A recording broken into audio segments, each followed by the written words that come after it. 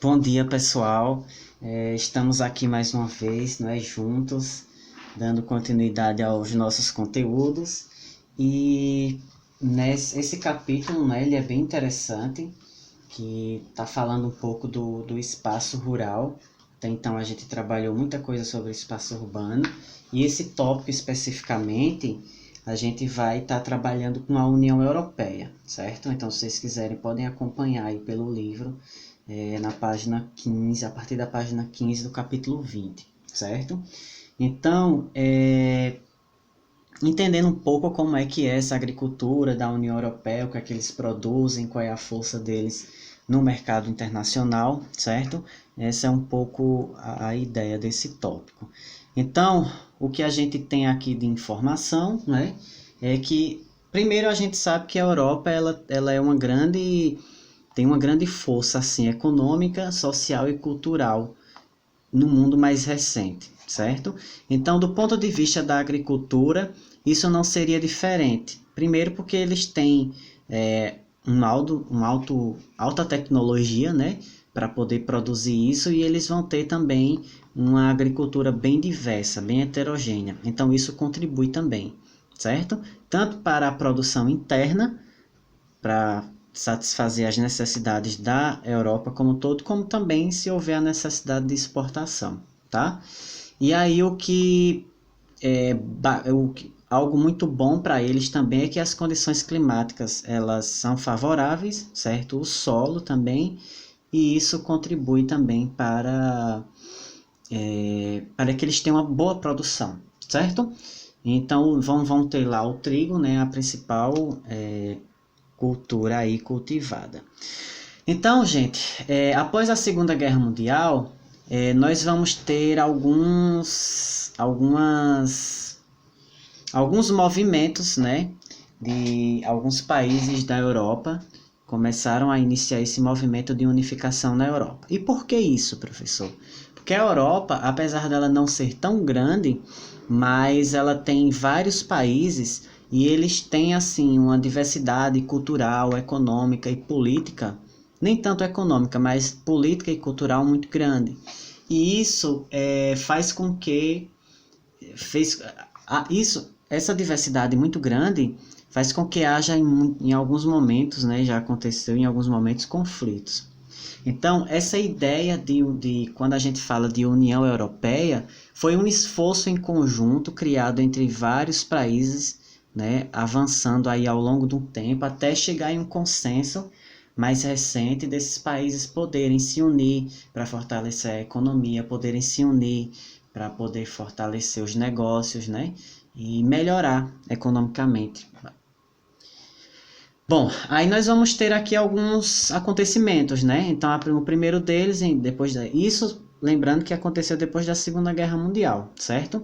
Então, aqui a gente vai ter no primeiro momento uma parceria, né, do mercado comum para o carvão, a cobrança de tarifas alfândegas mais baixas, ou seja, tudo que fosse de mercadoria que estivesse transitando ali dentro da própria Europa, esses impostos já seriam mais baixos, né? Mas em 58 eles já conseguem essa livre circulação. Então isso é muito bom, porque permite que eles tenham essas trocas comerciais com mais facilidade e aumente o lucro, enfim, certo?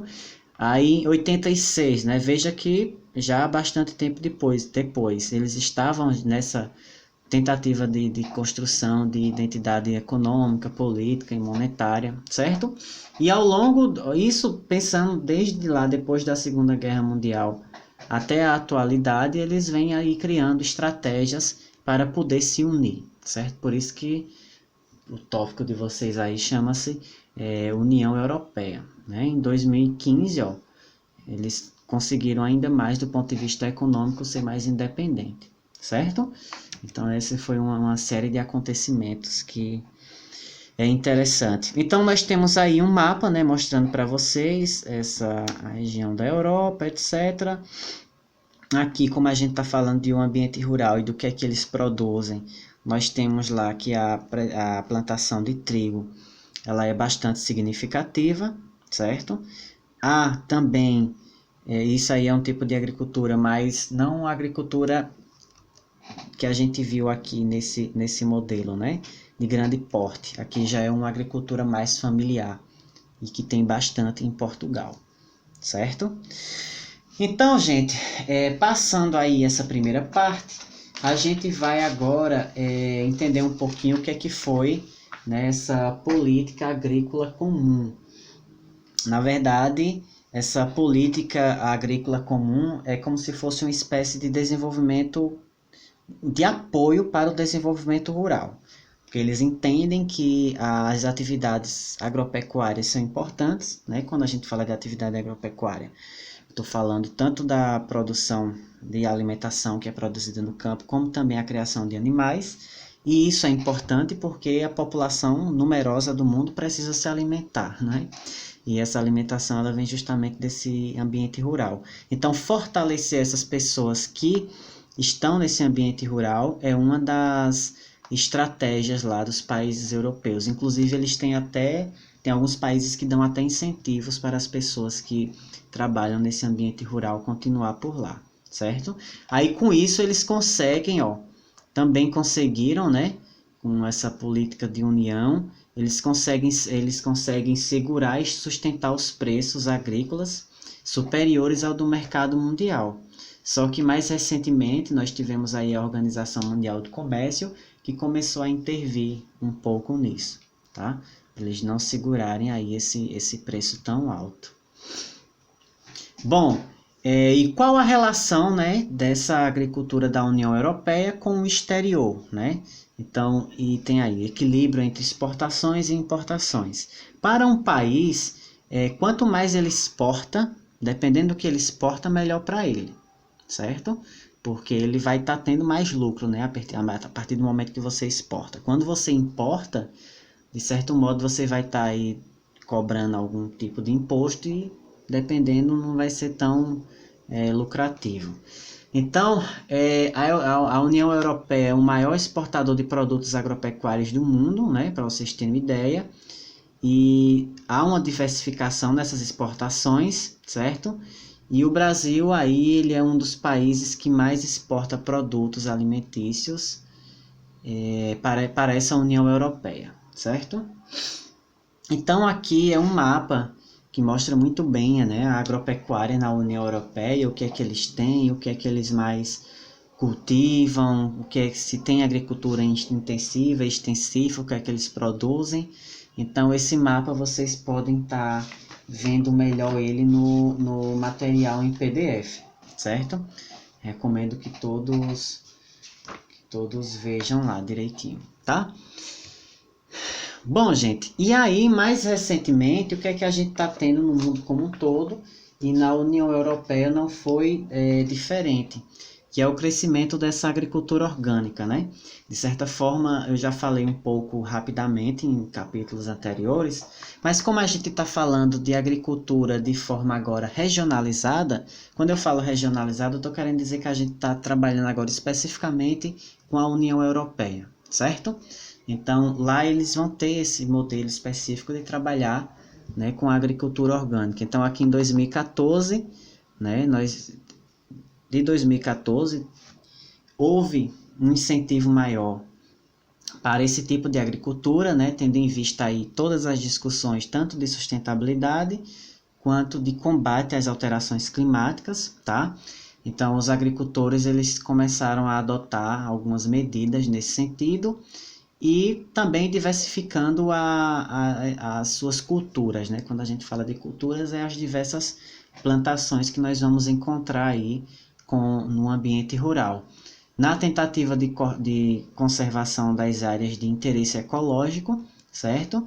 E, inclusive com a adubação aí de forma orgânica. Então, isso é um tipo de agricultura, né? Que não tem agentes nocivos, e que, assim, no mundo como um todo, inclusive nos Estados Unidos, em vários outros lugares do mundo, tem crescido bastante, assim, nos últimos 10 anos, certo? Então, é importante para vocês ficarem antenados com isso também, tá? Então, gente, de uma forma é isso, certo? E uma outra coisa que eu quero que vocês observem os dois mapas que nós vamos ter, tanto na página 18 quanto na página 19, das exportações, das principais exportações agrícolas da União Europeia, certo? Eles exportam principalmente para os Estados Unidos, Canadá, em algumas áreas da China, Japão, etc. Tá?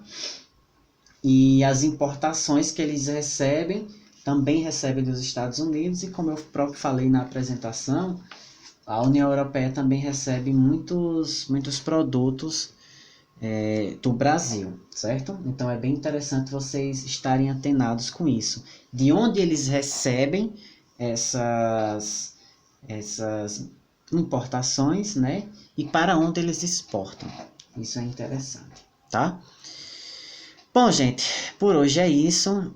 Muito obrigado pela atenção de todo mundo. Qualquer dúvida vocês já sabem que é só comentar lá. E até a próxima, certo? Na próxima aula a gente vai estar falando sobre o espaço agrário em países desenvolvidos. Então a gente vai pegar aqui alguns exemplos, né? Ou melhor, em países em desenvolvimento. Então vejam que na próxima aula a gente vai estar trabalhando com a África, tá? Então, gente, até mais.